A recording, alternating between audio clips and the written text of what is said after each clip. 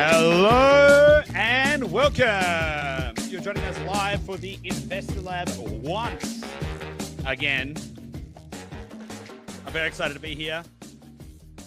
That's a slightly proud. That's a proud fading face. That's what that is, Gabby. We nailed it. Did we nail it? I think we got pretty close. I would say 90%. Come on, man. Nailed. Pick. All right. Let's go with nailed. Nailed. Gavin, good to see you. Let us know if you are here in guys. the chat. Great to see you. We love spending time with you here live. So if you are here Happy live, Friday. let us know. Happy Yes. Friday indeed. Happy Friday. Happy Guys, Friday. if you are here live, I really need some help. We need some help every week. Last week, I listened back to the YouTube video.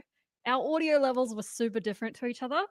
Yeah. And we try to do a test every week. But if we sound different, if I'm too loud or if Goose is too loud compared to each other, please let us know. We try to do a check, but sometimes it just doesn't work. So Yeah, especially if Goose is too loud compared to each other. If Goose is too loud compared to the other geese. Did I say that? Fuck knows. But yeah, do let us know because we're doing like this live and because of the way the software works, it's very hard for us. We can't actually tell the levels very easily, and then we listen back to it and the levels are off. And so, yeah, if you could let us know, that'd be great. Let's Thank rock. you. Great to see you. Peter Boone, great to see you once again. Hey, Peter. Great to see you live. Been away for a couple of months. Well, I'm glad to see you back. I'm glad to see everyone here. Oh, well. Ooh. Should we get... Oh, well. Oh, yeah. So we were just debating. So for those of you who don't know, the Hulk just passed away. Not the Hulk. Sorry, not the Hulk. Hulk Hogan. And Gabby just asked me, yeah, rest in peace, Hulk. Hulk Hogan just passed away, and Gabby asked me what was Hulk Hogan's catchphase, and I said I'm pretty sure it was "Eat my jocks," but she disagreed. So if anyone knows what Hulk Hogan's famous catchphrase was, whether it was "Eat my jocks" or whether it was something else. Look, as a childhood WWE fan, I am devastated in myself that I cannot remember his slogan. But if anyone can remember, I think it's what you're going to do. What you're going to do? That doesn't sound right. What you're going to do when Hulkmania runs wild on you is what I just Googled. So, there we go. But that's okay. Anyway. Great. That's wonderful. Oh, great. Okay. Garvin's got a meeting with Shell today. Awesome. Great to have you here, Garvin. We're going to having a very big topic today. And I'm sure you're going to have a great conversation with Shell today. So very well done to you for taking action. But guys, let's get stuck into it today because today we are having a conversation about life and death decisions. Ooh, big one. This is not going to be a light topic today. This is going to be a very chunky topic today. So strap yourself in. Brett, great to see you here first live. Let's go. Strap yourself in, guys, because we're going to be having a very, very, very powerful and very meaningful conversation today. We're going to be talking about why you need to consider retiring much earlier than you think. And so I'm going to start with how do we sort of start on this topic? I randomly... I think, as many of you may know, if you've listened to the podcast for any period of time, I think about death quite a lot. Death helps me frame life, and I find it as a very useful framing mechanism to give me context and perspective on life in general. And I just happened to watch some very random, not very particularly memorable or particularly good YouTube video the other week. And it just had this very kind of like light touch, one little comment in there around the fact that people need to retire earlier than they think they need to because, you start to lose things like mobility and stuff like that earlier than you realize. And it really got me thinking. It really started to really, that point, I couldn't even send you the YouTube video if I tried, if I wanted to, because I would have no idea where to find it, right? But it was just that little thought. I was like, yeah, that's really interesting because there's a famous quote by Confucius, which says, we all have two lives, and the second begins when we realize we only have one. And I really like that phraseology. I really like that framework because I think it is very, very true. But then the second piece of that is you have to really start to think about what does that mean when you say that you have a life? Like, what does that actually really mean? Is that really just until the amount of time until you're dead, realistically? Now, there's a book called 4,000 Weeks by Oliver Burkeman. And he basically pointed out in his book, or the kind of position he takes in his book is we all have roughly 4,000 weeks. Now, 4,000 divided by times by 52 is sorry, divided by 52. Sorry, not times is 76.92 years. Broadly in the book, what he is saying is that we have 80 years to live. So 80 times 52 is 4,160. He rounds it down a little bit just to kind of make it a bit simpler, a bit of phraseology for the book. Now, and Peter Boone has just put in the comment, health span versus lifespan. But I think there's more to it than that, Peter. And this is what we're going to be digging into in this episode. Because Oliver Burkeman, he kind of makes the point that we all have about 4,000 weeks, around about 80 years, and we should really think about how we're using that time to make sure we're spending it wisely, to make sure we're maximizing the value of the time that we are spending on this earth. But what if we don't have 80 years? What if we have much less than that? Now, most people plan to retire by the time they're about 65. That is typically the planned retirement age. And then people think all right, I want to have enough money, I want to have enough wealth so that when I'm 65, I can go and do all of the things that I really, really want to do. But what if you've already kind of like passed the precipice that you can't actually do the things that you want to do at the age of 65? Because fundamentally, and this is what we're going to be exploring in this episode, there are 3 clocks that are effectively running your life. Number one is how long you'll live. The other one is how long you'll be healthy. And the third one is how long you'll be free. And it's the third one that I really want to dig into today. And it's the third one that people are really, really, really not having a conversation about. And the reason I know there's no conversation about it is because I had to invent a new term for it called vitality span, because there is previously, before this, no definition of it. So before I go into the definitions of each of those things, Gabby, have you got anything you want to add into this?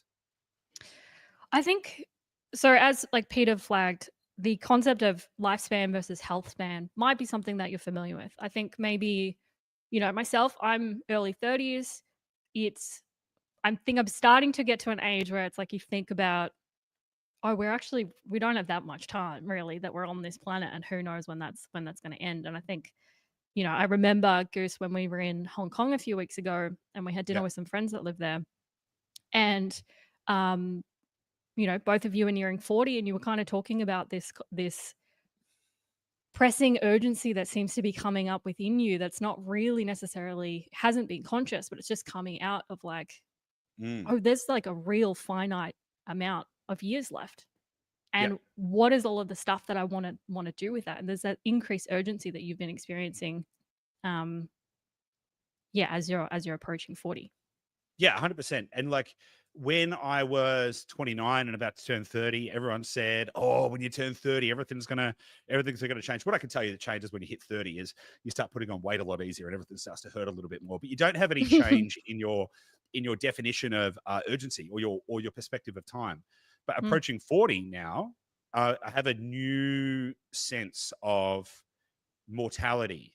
And that's not to say, like, I do lots of things to try and extend my lifespan. And, I often say I want to live to 140. But statistically speaking, that's not true. Like if you look at averages, that's not true.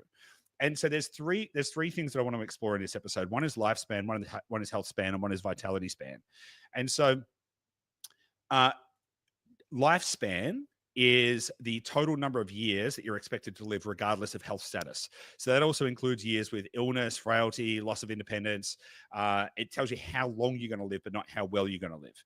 Now, for an average male in a developed nation, that's around 80.2 years old is your lifespan. And an average female in a developed nation, that's 85.4 years old. In Australia, by the way, it's 81.3 for males and 85.4 for females. Now, that is the average lifespan. So that is the average amount of time that you're going to be alive on Earth if you're an average human being. Now, some people may be outliers. They may have outlier fitness. They may have outlier all this kind of stuff. But that's not necessarily an appropriate mechanism for saying, well, I'm going to live longer. Because there are lots of strong, fit, and healthy people who die young, and lots of people who don't do much and live a fairly chilled out kind of lifestyle who live a lot longer. So there's actually a whole bunch of other stuff like metabolic oxidization and everything like that, which can be I was actually just watching a video by Peter Attia on this as well. So it's not necessarily driven specifically by your activity, but it is heavily influenced by that. But lifespan is the total number of years that someone's expected to live regardless of health status. Health span is something that some people are more familiar with. And in the conversations I've had with people over the years, there's been this acknowledgement that health span is really the thing that we're aiming for, health span. But if you actually look at the definition of health span, or what is commonly referred to as HALE, health adjusted life expectancy, HALE, is actually the terminology for it. That is simply the number of years that a person can expect to live without major chronic disease or disability. That is not necessarily you're still vibrant and climbing mountains and stuff. It's just like how long you can reasonably expect to live without major chronic disease or disability. So it's a clinical definition, not a quality of life definition. It still includes low vitality, declining mobility, and often overestimates wellness because it ignores energy independence and fitness as well. And so if we look at the average developed nation's health span, it is 69.2 years for men and 73.7 years for women.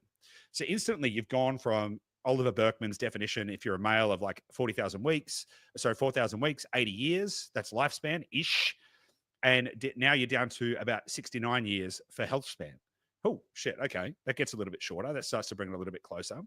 But what if I told you that wasn't the appropriate measurement? What if I told you that that simply wasn't enough? Because I think if you look around, think about this like anecdotally, and this is really why I started thinking about it, because I was like, okay, cool.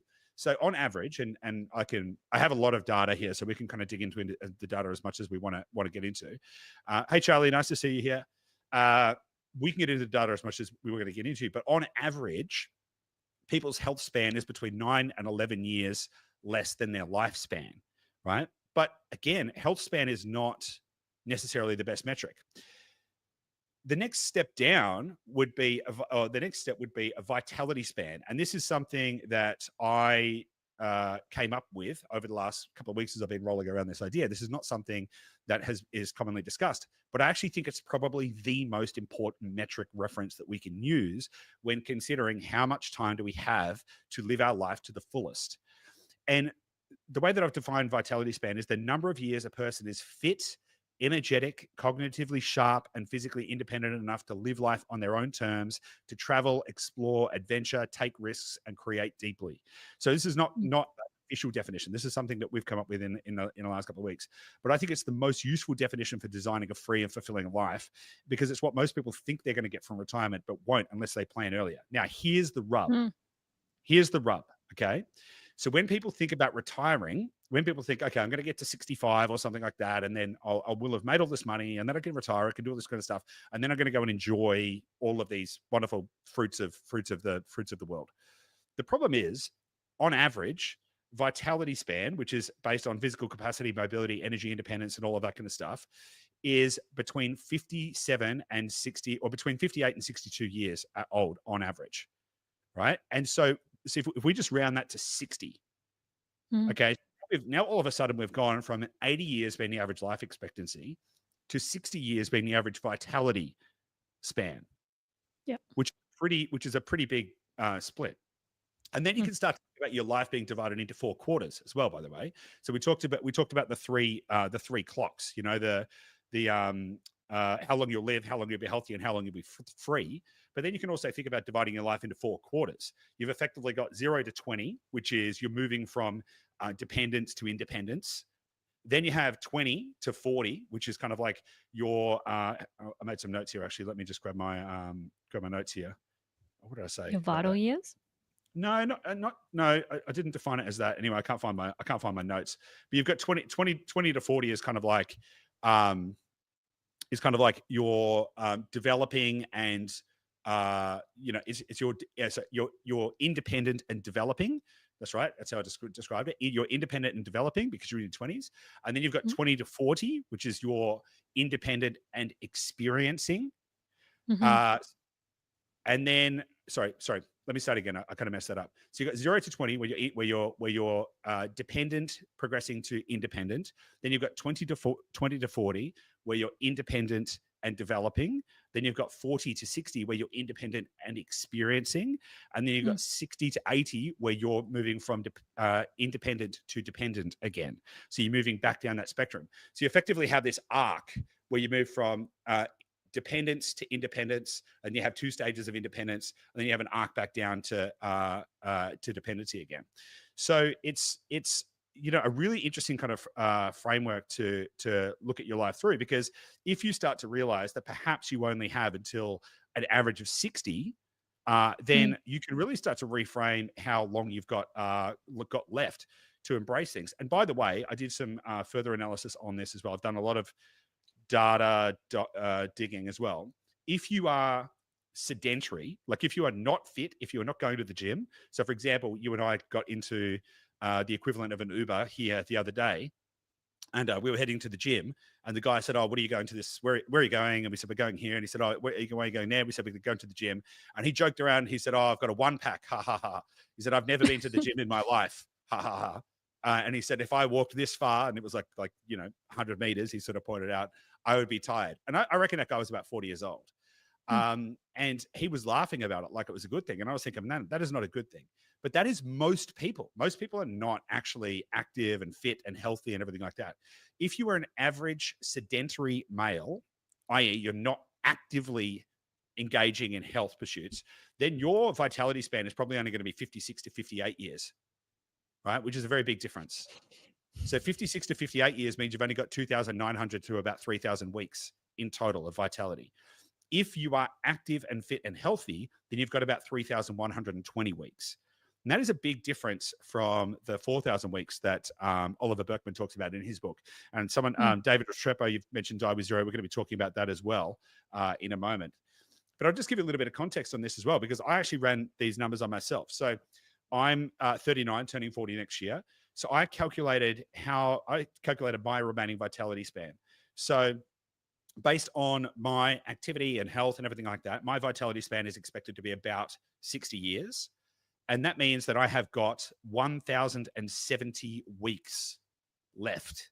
Now, maybe I'm vital beyond that. Maybe through the wonders of AI and medicine and everything like that, I progress far beyond that. But the risk reward of me assuming that I'm going to be vital beyond that is pretty high. Because what if you go, no, I'll be fine. I'm going to be fit until I'm 80. But then what if you're not? What if you're not? And the reason that I started really digging into this and really started kind of questioning this framework around it is I spoke to a couple the other week, and they wanted to invest in property, and they wanted to build wealth, and they wanted to do all of this kind of stuff. And they actively said that they weren't planning to retire until they were 65. They said, no, we don't want to retire until we're 65. We want to work. We don't want to retire until we're 65. And I was like, okay, that's interesting. Because like most people are like want to retire earlier, but they were like, no, not interested. And I was like, okay, that's interesting. And then that joined with a couple of other little dots that had kind of popped up in my life. Someone that we know has been diagnosed with pre-diabetes, and they're in their 50s. My cousin is just going in for a double knee replacement, and he's in his early 60s. My mum is lining up for a second knee replacement, and she just turned 65 the other day, and then she's got to get a hip replacement as well. And so you start to then say, okay, so your life expectancy is 80 years, your health expectancy is, 70 years. But anecdotally, you look around and you go, okay, but I see people that are in their 50s and 60s who are unable to walk 14 kilometers around Paris to explore the streets of Paris and unable to climb a mountain to see what's on top, unable to engage with the world around them without it becoming a big deal. I think you start to really go, okay, at what point is my ability to engage with the world around me and to live my life in the fullest possible way? At what point does that start to diminish? And that starts to define vitality span. It's an interesting experience, isn't it? Because I was just thinking, I think as well as you get older, like as a kid, you're obviously full of vitality. You're not really thinking about health and fitness, and pretty much until maybe you're like in your 20s, and then you start thinking like, maybe I should go to the gym. But you also, like for most people, they still have their parents, which are, 30, 40 years older than them. Yeah. Um, and that's their reference of like, 20 to 30 years older than them. Like most yeah, people's parents aren't 40 years older than them. They typically, and this is actually part of the sure. issue. Sorry to interrupt you, but this is actually part of the thing I think that happens when you get to about 40 is the difference between your age and your parents' age becomes like noticeably small. Because, for example, like for myself, it's like I'm 40 and my mum's 65. That's 25 years. I remember when I was 25. I can remember, Mm, I can remember that time, that distance in time, so I can future mm. cast and go, shit, that's not much. Okay, that's them, and here am I, sort of thing. But sorry to interrupt.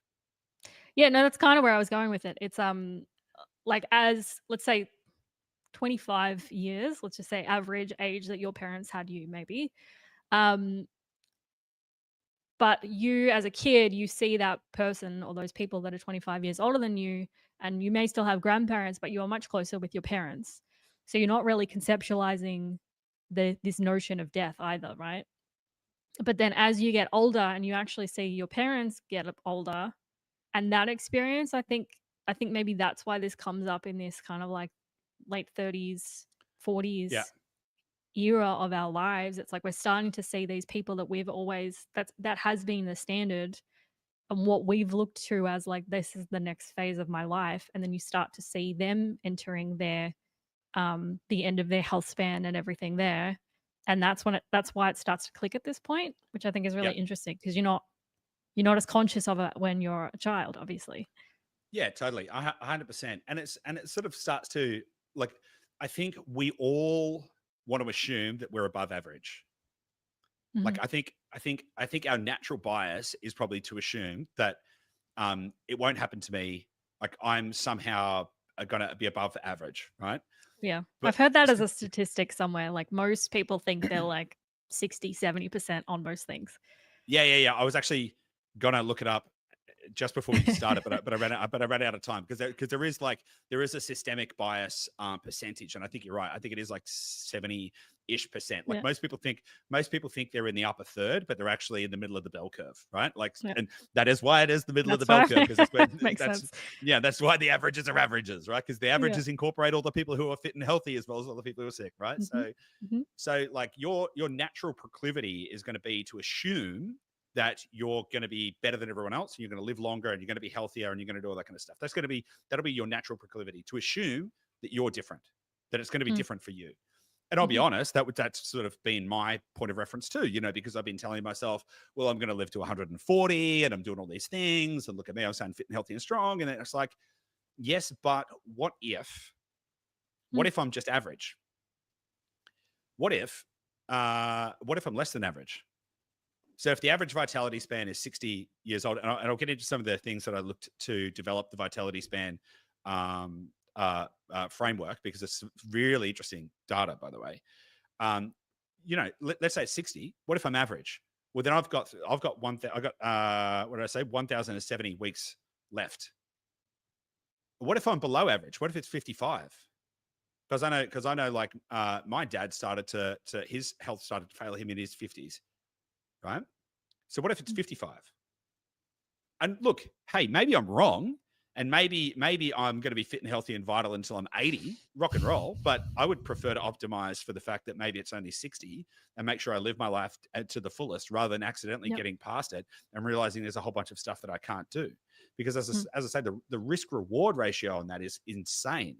Like imagine if you delayed, or imagine if you said there's 100 things I want to do in my life, and I'm going to do them after I turn 65. But when you're 55, you start to lose all your vitality, and by the time you're 65, you can't go do any of those things. For me, the whole purpose is to make sure that when you finally kick the bucket, that in those last dying moments, you look back on your life and you don't have any regrets. That you look back and you say, I did a bloody good job. I'm proud of myself. I lived life to the fullest in line with my values. Now, my values are different to other people's values, and your values will dictate what good means to you. So for some Yeah. people, it's not travelers. For some people, it's other things. And so Yeah. it's really about living your maximally best life in line with your values. Um, Mm. and the real risk. And you and I were talking about somebody else that we know as well, who's running a business, and they're in their, I don't know, maybe 50s, something like that. And I think they're also diabetic, and they have no plans to stop running the business. And I just think about that individual, and I was like, that person is going to get to like 70 years old, finally retire, and then realize they don't have the ability to go and embrace the world that they want. And Mm. I think not enough people actually sit down and think about like what will I regret if I fast forward 5 years, 10 years, and 20 years and look back over my life. What will I regret having not done if I don't do Mm. it? Right. Mm. And if you realize that you only have a certain amount, if I said to you, or if I said to you, dear listener slash viewer, people here today, if I said to you, hey, you've only got 20 years left to live, how differently would you live your life? Now, you may not have 20 years left to live by the definition of like when you will expire. But going back to that quote that I started with at the start from Confucius, we all have two lives, and the second begins when we realize we only have one. What if I told you today that you only had 20 years left to go and experience life in the way that you wanted it the most? How would that change your perspective on what to do? How would that change your priorities? How would that change how you spend your time? How would that change how you think about your time? Let us know in the chat, by the way. Would that change anything for you? And if you imagine it's 60, by the way, we'll go through some calculations in a moment. We could actually, we'll leave that there for now. Have you got any thoughts to add on to that, Gabby? I was thinking about your point about values, right? Because I think in terms of investment as a concept, there's three main categories. There's health, wealth, relationships. And we all have different values that allow us to invest in those different categories. And so obviously on this show, we talk a lot about the wealth aspect. Health is an interesting one because I think if you're not brought up in a family that's super active and super healthy and just loves like climbing mountains and hiking and that kind of stuff, which most people don't grow up in that environment. A lot of people grow up in, you know, developing countries that don't have the same education that we do about health and everything. So most people, if we think about the bell curve, most people sit in this inactive, unhealthy lifestyle. But I think people in that environment think through like, if I value health, that means that I'm going to be like an active person. And if I don't see myself as like, I don't want to be climbing mountains. Like when I think about like retirement or like how I want to spend my time, I don't really want to go on hikes. I don't really want to do all of that stuff. So if I don't want that, I don't have to invest in my health and fitness because that's not like the end goal. That's not what I care about. So I think through like, I know you very deeply and I know all of your hopes and dreams in terms of, and a lot of them are physical adventure based. And Yes. so that makes sense that reverse engineer, okay, you need to start investing in your health to get to that point. But for a lot of people, if they don't have that same physical adventure desire, they probably haven't been investing in their health as much because they don't see the point. But it's like this whole concept is that by the time you get to a certain age, your body just starts to stop working anyway. Well, And yeah, so all totally. investment into health is not even about the adventures that you want to go on physically when you get to a certain age. It's just this like maintaining independence and Yeah. maintaining the sense of vitality for as long as you can, regardless of what you want to do with that. Yeah, totally. You need to be fit enough to be able to climb a mountain, not so that you can climb a mountain, but so that you can go live your daily life with independence. That's sort of like that's sort of the framework to think about it through. Because you're right, like not everyone is gonna want to be like, well, I'm gonna go trek for 21 days through the Annapurnas, right? Yeah. But you probably should be able to, like with a couple of months worth of training, be able to go do that, right? And so maybe that's a good segue for me to talk about some of the stuff that I wound into the vitality span calculation to try and work this out. Like at what point do we start to run? Because you're right, it's a decline to dependence, right? You lose your independence. You start to have to rely on others. You start to have an inability to go and embrace the things you want in life, or you can only do it in small spurts. So there was 6 key things that I looked at. So one was VO2 max decline and cardiorespiratory fitness. Number 2 was musculoskeletal function, so strength, bone, and balance. Number 3 was chronic disease onset. Number 4 was mobility and functional independence. Number 5 was cognitive flexibility and neuroplasticity. And number 6 was travel and adventure behavior by age group, which I thought was an interesting set. Mm. And so if we look at the first one, cardiorespiratory fitness, VO2 max is one of the strongest predictors of all-cause mortality outside of smoking. And so it declines by 10% per decade after the age of 30. So by the age of 60, the average untrained adult has 50% of the aerobic capacity they had at 30. 50%. So the halfway. Below a VO2 max of 18 milliliters per kilogram, basic activities become noticeably harder. So basically, you can't be functionally independent when you get to below 18 milliliters kilogram. And that typically occurs at around about the age of 70. Below 30 milliliters a kilogram, you can't actively sustain adventure or sustain active adventurous outdoor activities. And that occurs between 58 and 65 in most untrained activities. That was research that I got from the Mayo Clinic. And so on average, by the age of 60, the average person cannot sustain sustained physical adventure, so trekking, climbing, active travel, without dedicated training.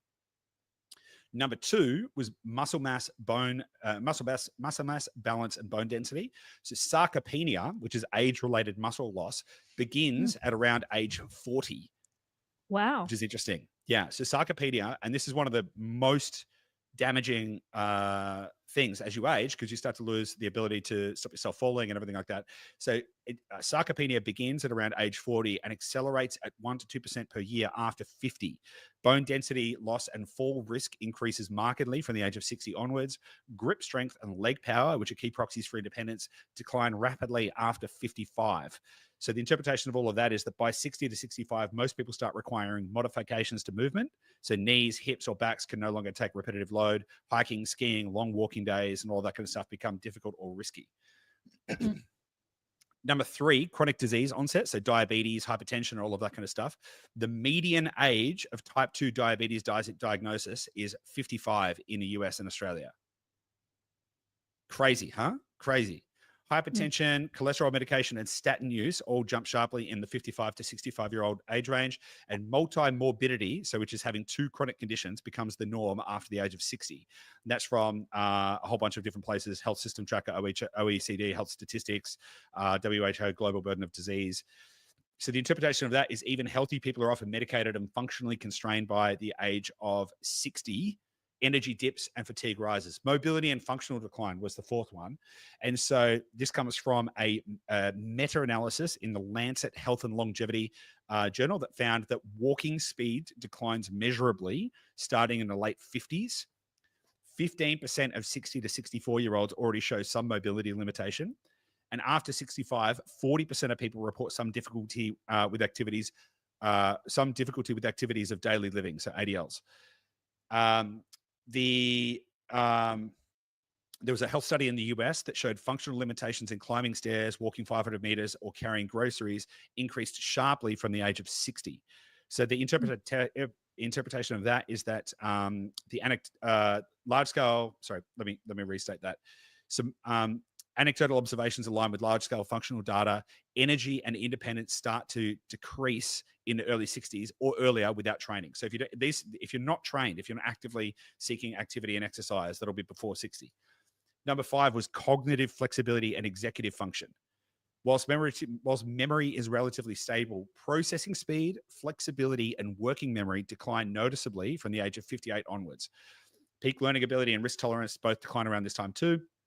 So the capacity to travel off plan, navigate foreign environments, or learn new skills starts to become more cognitively taxing in the late 50s. And the final piece of this, which I think is interesting, is the according to Booking.com surveys and World Tourism surveys, active adventure, which is hiking, cultural immersion, or unstructured travel. So we're not talking about like skydiving necessarily, right? But just like getting out there and getting amongst it. Peaks at 45 to 55. After 60, Bookings shift to guided tours, cruises, or familiar and repetitive destinations. And physical travel declines sharply after 65 due to mobility, insurance, and energy concerns, which is interesting because that's a big deal for my parents is insurance because my dad has a disability. And so him getting travel insurance is really it's a big issue. Like and even where can they travel is becomes a big issue. Hmm. So the combination of all of those things, VO2 max, muscle and bone function, so VO2 max decline starts at around 50 and then declines sharply after 60. Muscle and bone function starts declining between 50 and 55. Chronic disease, 55 to 60. Functional mobility, 60. Cognitive flexibility, 58. And travel adventure behavior kind of peaks at around 45 to 55. So that kind of puts us with a vitality span that is between 58 and 62 for most people. So that's how we got to it. And I actually think that those metrics, which take into consideration your physical health, your mental health, your ability to embrace the world, kind of gives a well-rounded point of view on the vitality span reference. What do you think about that, Gabby? I mean, it all makes sense. Honestly, it's like we framed up this whole episode. It's quite depends on the headspace you're in when you're listening to this, because I think for some people it can be really motivating. I think for other people it might be really freaky. Um, Particularly depending on what age you are. Like if we have listeners who are in Yeah. their 50s already, in their 60s, 70s, this could be really confronting for people. I think what's important to remember is like there's always things you can do. Like change starts with this moment of confrontation and confronting the brutal facts and taking accountability for the life that you have, no matter what length that is that's left. And Yeah. so like we're going to share some stuff later in the episode just about like tools and things to help you think about what you can do next. Mhm. Because I think that's really important. It's like it doesn't really matter. So if you're, approaching this age bracket, don't just let that consume you and go, okay, well, I'm done. I'm cooked. It's like Yeah. I've got nothing left. It's like there's so many things that you can do, and all of these actions. Again, the best time to invest in anything is 20 years ago, but the second best time is today and right now. Yeah. Same goes for your health as well. So yeah, I Totally. just want to add that. Totally. So let's do a bit of forward driving for a second because Great. let me share my screen. So last week we talked about the prosperity wave thesis. Now, by the way, I'm sharing the screen at the moment. This is the Investor Lab community, which you can join by clicking the link in the show notes, and you can join up here. Last week, we talked about the prosperity wave thesis, which you can find by joining the community, going to the white papers and report section, and then Yep. reading the prosperity wave thesis in here, downloading this document and reading it. I highly, highly, highly recommend you It's check very that out. good. Yeah. It is a lot of deep thought about where this is going to go, like where this world around us is going to go over the next, between here and 2045 and beyond. And I think it's a very important point of reference to actually give you some anchoring in where are you today in the macro environment. Mm. Now, one thing you will probably get a sense of in this is that you only have a limited amount of time to make the most in terms of investing and to really actually get ahead. And so that then exists within a tension of, well, how much time have you also got to embrace the world around you? So I really Mhm. encourage you to read the prosperity wave thesis, and then that's going to exist in a tension with some of this other stuff as well. So in the community as well, we've added a new section, tools and prompts. And one of the things that we've added in here, and I'll let you talk about the vitality sprint if you want, and whenever you want, Gabby. I just Mhm. want to talk about this.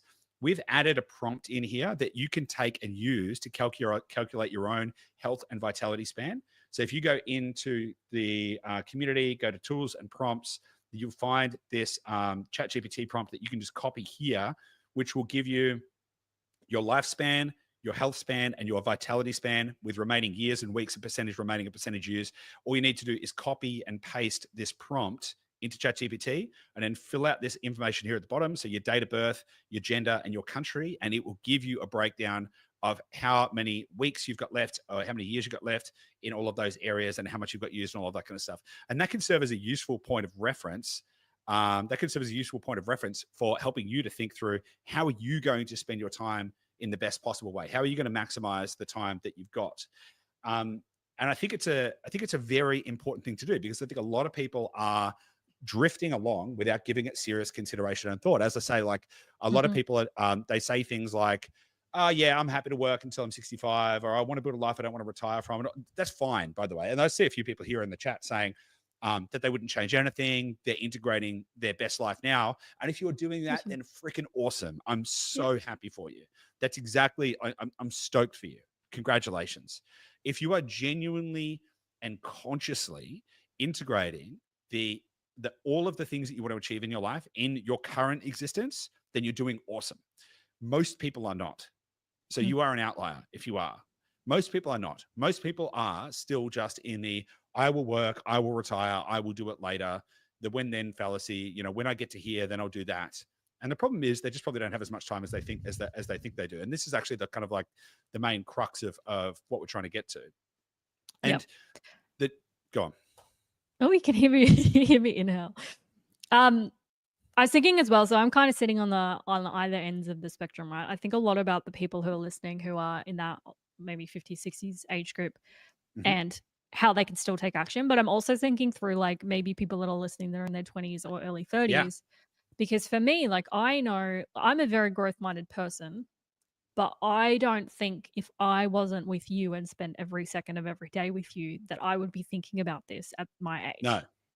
And I think most people my age don't. Not They not don't. not not to kind of like I don't know that you would think about it even at a later age. Like most people don't. Mm, Like I think even you might get to 40 and not think about it as well, right? So it's just mm. to kind of make the point that most people don't think about it.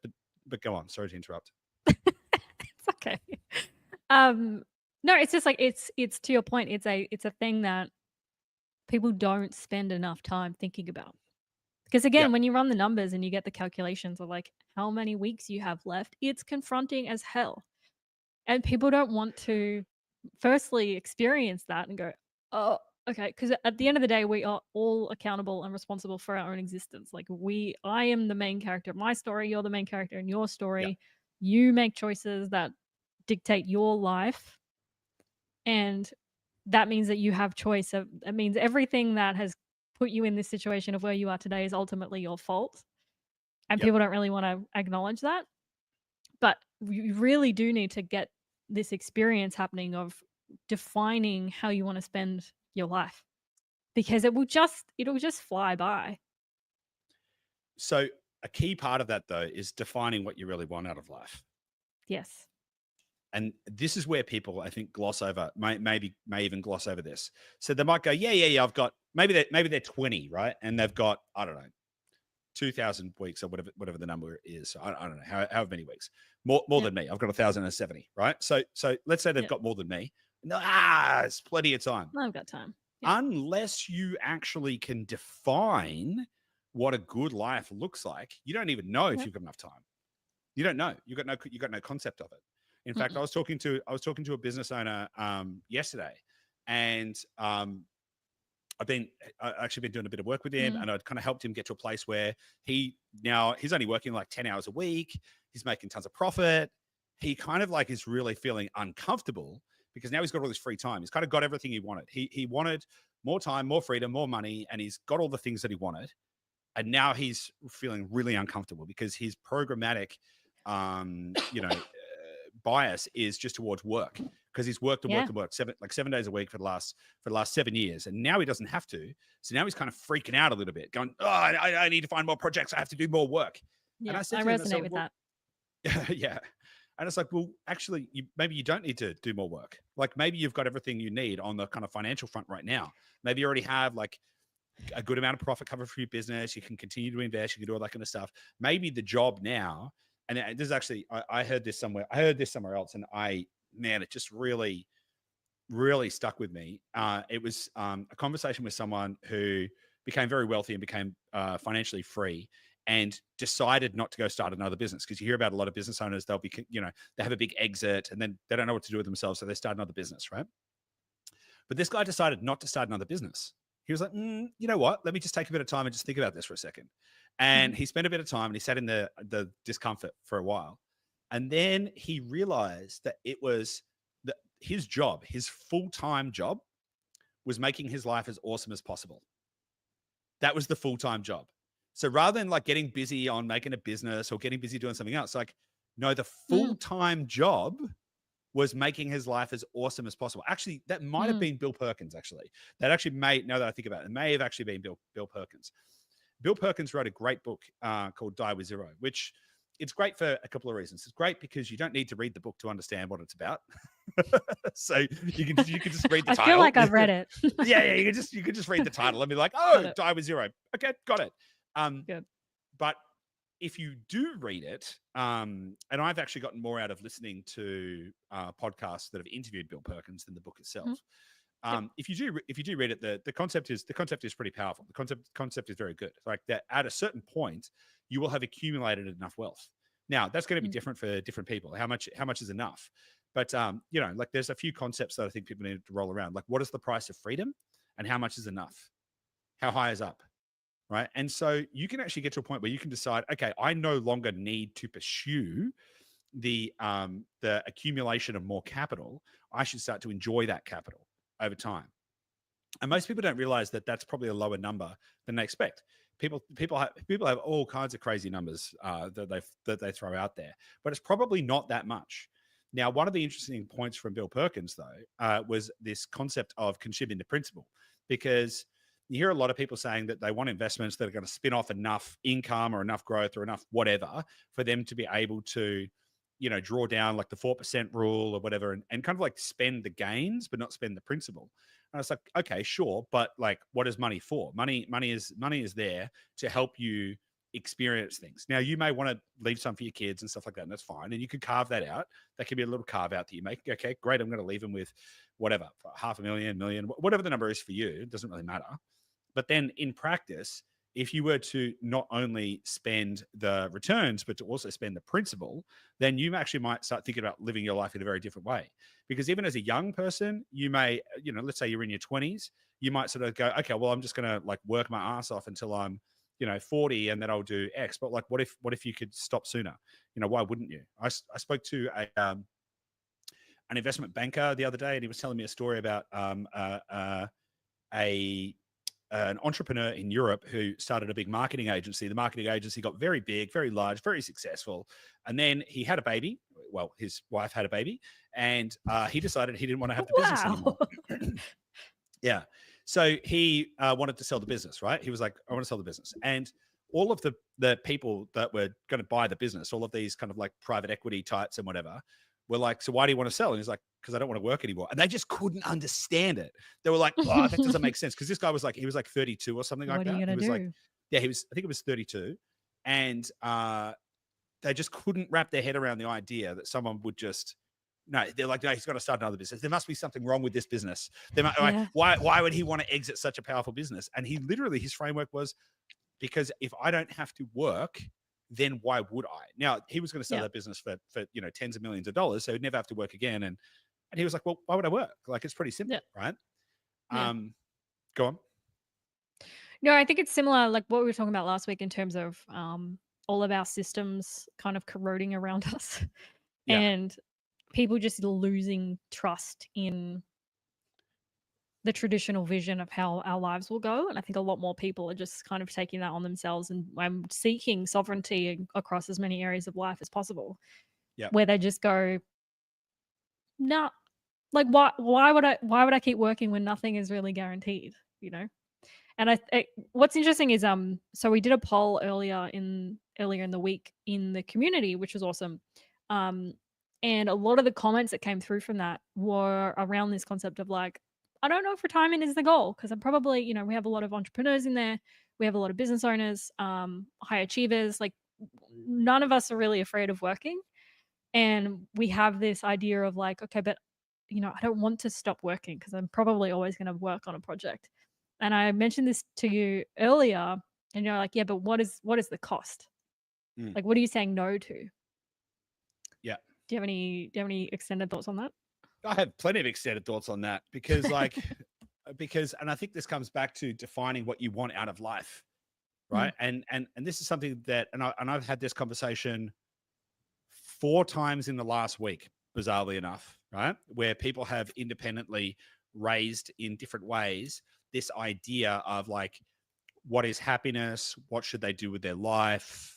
Yeah. That kind of thing, right? And as I Yeah. kind of said earlier, the way the framework that I use for that is that I futurecast. So I imagine myself in 5 years' time, 10 years' time, and 20 years' time, looking back over my life, and I think about all of the things that I would regret having not done. Now, the simple thing that I do, or that I've done to do this, I've done a couple of things. I literally started like a Google Keep, which is just like a list app. You write it down wherever. Don't give a shit where you write it, right? But I just started creating a list of all of the things that I wanted to do in life, all of them, and I just kept writing stuff on a list. Every time I think of things, so let me read a couple here, right? Ride a motorbike from Phuket to Paris, sail the Mediterranean for 3 months, visit the Dogon people of Mali. Um, let me get another one. Spend 3 months exploring Japan on a Honda Goldwing. What's another one? Trek the Annapurnas. See the wild gorillas in Uganda or Rwanda. You get the idea. Deep sea fishing off Zanzibar. Like Yeah. I just anything in here, right? Yeah. And let me just kind of continue on this, right? Learn to fly a plane. That's another one, right? So I've created this massive list, big old list. Now, in practice, I'm not going to be able to do all those things, right? But once you by taking the time to go, yeah, I want to do that, and writing it down, I'm putting it somewhere. I have a receptacle. This is a very large, very long receptacle full of lots of things. I then get to ask myself, what of those things am I going to regret having not done? Now, I may want to go to Antarctica, but if I futurecast 5 years from now, I may want to go to Antarctica. But if I only had 5 years, and I had to choose between, let's say, going to Antarctica or riding a motorbike from Istanbul to Beijing, then I would choose riding a motorbike from Istanbul to Beijing, right? And so it would give me a point of reference. Now, over different time horizons, you may be able to fit more things in this, but this becomes a prioritization exercise. Now, for different, I just saw Matt Pitt's comments, quite funny. So for different people, that's going to be different things, right? So, maybe it's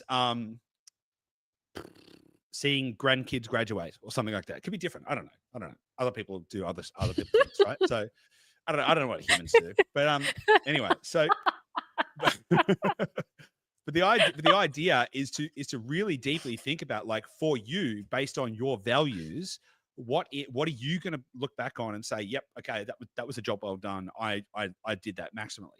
Now, Yeah. it's an interesting point, because if you got to, let's say you plan to retire at 65, but let's just say instead of retiring at 65, you died at 65, right? You worked all the way up until the day you died. What are you going to look back on and regret? Like, are you going to regret that you worked all the way to 65, or are you going to be satisfied that you worked the whole time and you made it all the way there? Are you going to be satisfied that you spent enough time with your family? Are you going to be satisfied if you didn't go and see the parts of the world that you wanted to see? Are you going to be satisfied? And so you really need to think about it through that lens. Like, what for you is going to create a meaningful and fulfilling life? And when you are saying things like, I don't want to retire, to what degree are you just perpetuating the programmatic behaviors that you're used to, rather than facing the discomfort of questioning what meaning is to you? Right? So a couple of people have just pointed out in the chat that obviously travel is a big thing for me. Actually, freedom is. So to me, travel is an expression of freedom. So whilst a lot of the things that I want to do involve me experiencing many of the parts of the world, to me, that is because that is an expression of freedom. And freedom is one of my highest values. So to me, that's really, really, really important. And so when you're saying, like, no, I just want to work, I'm just going to work, I'm good at working, I'm good at business, I'm good at whatever, what are you saying no to? Yeah. Are you saying no to the opportunity to sail around the world for a year with your family? Imagine if you've got a family, imagine if you went and bought a yacht and then sailed around the world for 12 or 18 months with your family. Is that going to create better memories for you than spending 18 months growing your business or growing a business? Like, almost certainly. Like, Yes, you would have a great sense of achievement from the things you can achieve with your business and work. But come on, like what's going to create more meaning in your life? What is going to create more Yeah. meaning? Or in that example, like if you work let's just say it was a 12-month holiday with your family. If you Yeah. worked an extra year instead of that to then give them 10,000 extra dollars because that's what you're working towards, like which is actually the better thing to hand them. I would argue the experience, but Yeah. Yeah, I would agree with you. I would agree with you. I would agree with you. So there's a couple of there just was reading a couple of comments in here. So one of the principles from Die with Zero, as Peter L has pointed out here in the chat, one of the principles is give your kids what do you write here? One of the key takeaways from the book was to pass wealth to kids early, not at death, which is, I think, a fair Mhm. point, right? And one of the things that Bill Perkins talks about is effectively carve out how much money you're going to give to the kids, and if they're not old enough to give it to them, like put it in a trust or something like that. But just that's it. That's just it. Like you just put the money over there. So you just put your money off to the side, right? And you go, that's for the kids, and then the rest of it you spend it. And in fact, I have put together a Die with Zero retirement calculator because I think a lot of people don't actually spend the time to go, well, how much money do I need? So everyone Mhm. continues to just go, I need to accumulate more. I need to accumulate more. I need to accumulate more. But statistically speaking, and I found this a really interesting stat, most people die with the same amount of money they retired with, which is crazy. Mm. Just let that sink in for a moment. So people like they're on the hamster wheel, they're grinding, they're doing all this kind of stuff to accumulate a big pile of nuts, and then they die with the same amount of money that they retired with.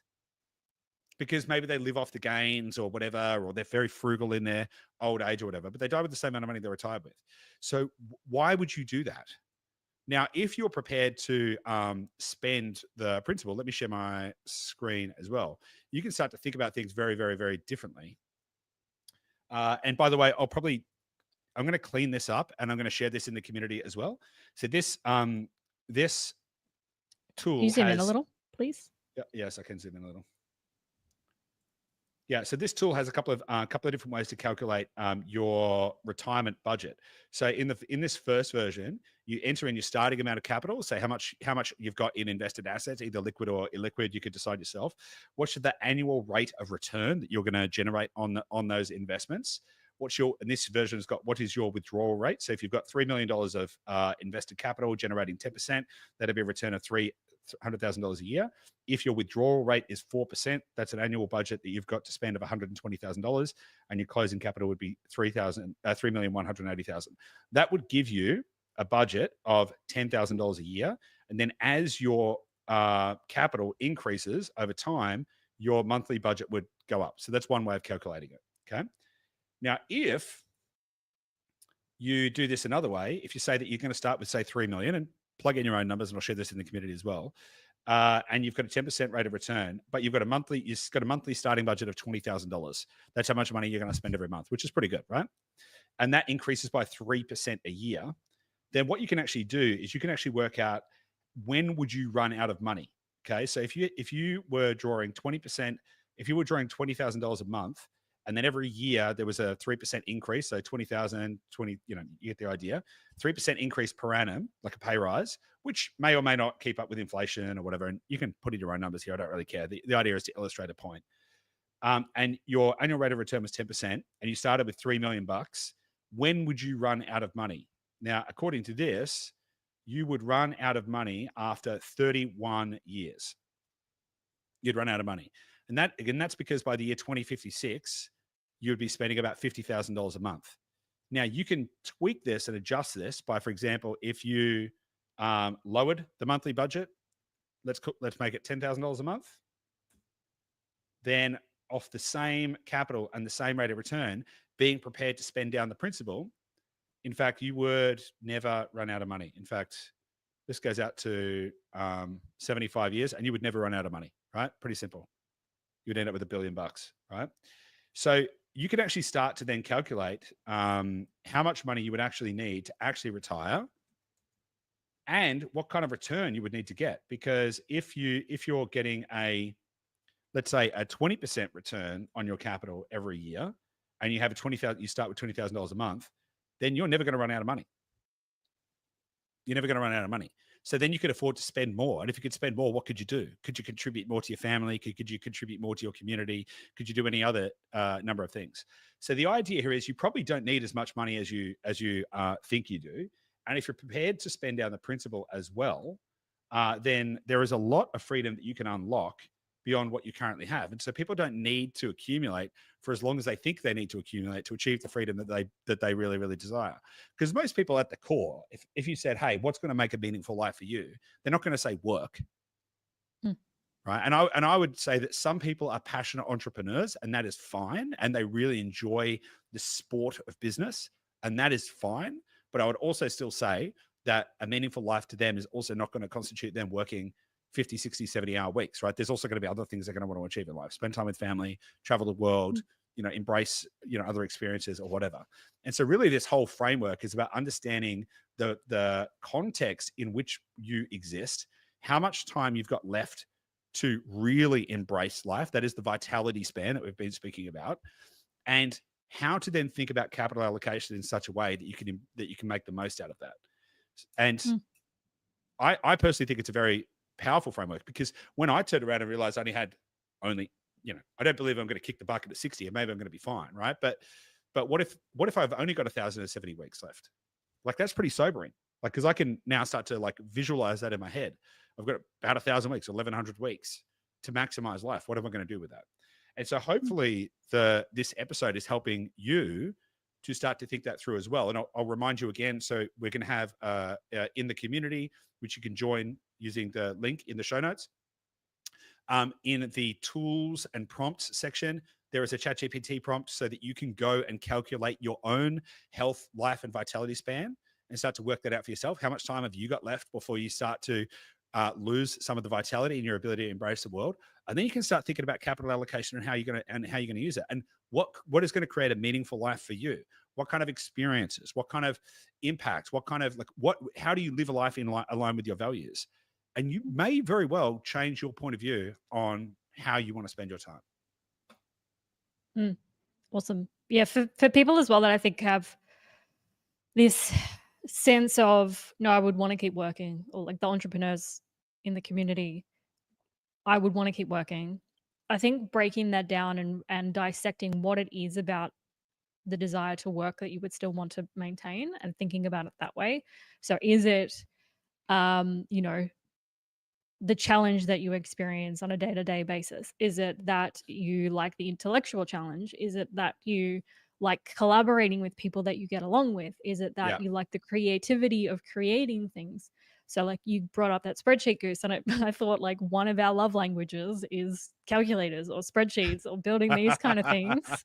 You and I just love it. Like we would spend all of our time just building this kind of stuff because there's little creative ways that we can solve problems for people and make things easier for people. That doesn't necessarily mean that we have to work to be able to do that. That's just a thing that we find fun. And so breaking it down in those kind of things and thinking of alternative ways that isn't working that you can achieve that. So like you could even, if it's a collaboration thing, like maybe there's a volunteer experience that you want to be able to contribute to. If it's like a contribution thing, there's different ways that you can tick the box that you feel like you would be missing if you just stopped working. There's other ways that you can do that isn't under the umbrella of working. Yeah, or just to sort of play devil's advocate a little bit, maybe that is the fulfillment that you get from work.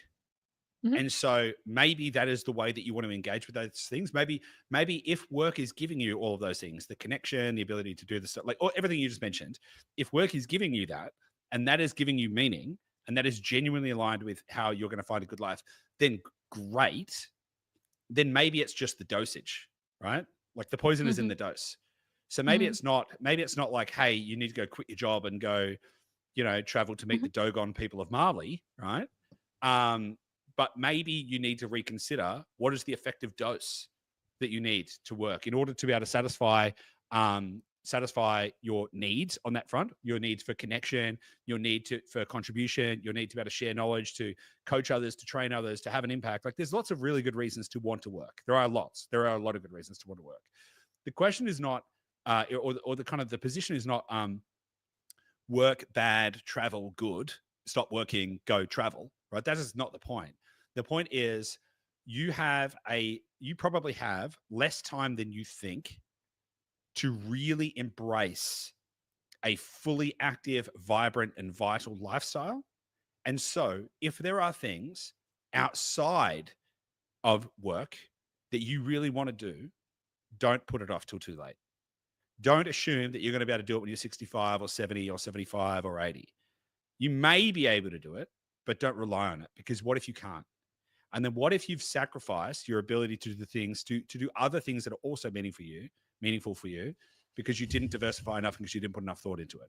So that it can be a case of and, not or. Like, it doesn't have to be you have to quit, but you should really reconsider and really start to define what is going to be meaningful for you, and how do you make sure you don't miss out? Because there would be no greater shame than to live a life unfulfilled. To live a life where you go, I wish that I had. Like, that is not what you want. That is not what you want. And so if work is giving you part of what you need, brilliant, awesome. What else needs to fit in there to make sure that when you get to that point, and what do you need to prioritize and in what chronological order? Because, for example, you may discover that you love cruises, for example. Cruises are something that you could potentially do when you're a little bit older, where it's less physically demanding, all of that kind of stuff. So maybe you could go, hey, I love cruises, but you know what? I'm going to do cruises. I'm going to have my cruise era a little bit later on. Like, I'm going to have my cruise era a little bit later. Or train journeys. Lots of people love train journeys. And you might go, oh my God, train journeys is awesome. I'd love to do the Orient Express train ride. But that's effectively sitting in a train seat for about 2 weeks. So maybe you could do that a little later when when the physical requirement is is less. But maybe if you want to trek the Annapurnas or climb, do the Via Ferrata and the Dolomites, maybe you should do that sooner and not later. And so getting these things in the right sequence really, really matters, because intellectually and cognitively, you may actually want to work until you're 75 because of all of the things that you mentioned, Gabby: connection, contribution, all of these kind of things. Great, fantastic. So maybe you actually do want to have a work-based engagement until you're much older. But what if you missed out on the opportunities to, go scuba diving in the Red Sea, or to, I don't know, do some kind of pilgrimage? Maybe you want to do the, I was going to say, I can't remember the Spanish one, but there's maybe there's something else that you want to do that requires physical capability, and you're going to miss out on that. Or it could be playing with your kids, it could be traveling, it could be making memories with your family. The point is, don't leave it too late, because you probably have less time than you think. Yeah, it's a great way to prioritize. It's because it's thinking about life more like chess than checkers, right? And I think most people are playing it as checkers. They're like, okay, here's my current scenario. What's the next move that I'm going to make? And then they make that move, and then they make another move. Whereas this whole experience is thinking next step, next step, next step, and planning that out. And I think like the bucket list is a great classic example for a reason, exercise, because it just helps you to build out, like, it's really simple. Just write out all of the stuff that you would want to do. Now, we have a lot of travel stuff on our list. You may have some travel stuff. You may have a lot of other stuff, probably. But what makes it powerful is like keep coming back to it. It's not because if you sit down, if you've never done it before and you sit down and you start to write it out, you're probably not going to come up with much. You might think of like 3 to 5 things, or maybe it'll just all flow out of you. But it's the coming back to it. It's like I watched a YouTube video in the mountains in China, and that looks amazing. And then I'm going to add that to my list. And then I watch this other thing, or I hear of a friend that went to so and so, or I read a book about a place that sounds really awesome. And you're just constantly adding to this list. And to your point, being able to prioritize within that list of the physicality, and as well, like you said, with family situations, like if you have kids and you want to take your kids on a lot of these experiences, probably should think about trying to do that while they're a certain age before they develop their own lives and their own bucket lists. And yeah, I think that's a really good way of prioritizing it. 100%. So hopefully I think we've covered this topic enough now for it to make sense, right? So if this has resonated with you, as I say, we've put in the community a GPT prompt for you to be able to calculate your own life, health, and vitality span. Gabby's also put a vitality sprint action plan in there as well. Yeah. I'll just talk about it quickly, because it's talk about that quickly. Again, it's we're talking about vitality span as like a rough age point that we may start to lose vitality, right? but also there's a lot that you can invest in your own health to try and expand that as much as possible. So I wanted to put together this little worksheet that is in the community as well, um, to help you kind of take stock of where you are. Now, this is at the bottom. There's another GPT prompt as well if you want to use that, but for a lot of people, they may not be comfortable with using GPT yet. Um, so it's a bit of a worksheet to go through and just get a sense of where you're at and things that you can start to do to maybe expand your vital window, to expand that, um, and start again to take accountability and start to make those investments into your health so that you can have more and more vital years. So you can start to work through that bucket list yourself. But yeah, that's in the community as well. We put together a lot for the community and for this episode this week, Goose. Yeah. And well, yeah, I'll try and finish the Die with Zero retirement calculator and put that in there as well, so people can play around with that too. Awesome. But I think this has been hopefully this has resonated with you guys, because honestly, this topic is really, really important to me. This is something that I really, really, really, really, really, really wanted to talk about, because I don't think enough people really think about it. I don't think enough people really think about their life. I don't think enough people have a genuine, like a real genuine appreciation for their mortality, for the fact that we just even get to experience, full stop, end of sentence. Like the completely bizarre, freaky, circumstance that has allowed us the opportunity to experience sound, smell, all of the sight, light, joy, happiness, fear, sadness, all of these things. It is such a fundamental gift. And we have this window of time where we can really, truly embrace our physicality, our mental capability, and the world around us. And if we're not careful, that time will pass us by. And then our time on this earth will finish. That's one reality that we all must face. And I really think that if we take the time to appreciate our mortality and then really think about how we're using that time we've got, that one ticket we've got around this to spin around on this beautiful planet, what are we going to do with that time, and how are we using it in our most effective way? And that is really the whole point of investing. It's really the whole point of any of this. The only reason you would invest is so that you can create more freedom to go do the things that matter to you most. And it's really a quest for making sure that you live a life that is maximally fulfilled in the way that is most aligned with you and your personal values. And so hopefully this topic has landed well with you guys, because understanding the time that we've got left and how to use it is probably the most important thing we can do. Beautiful. Cool.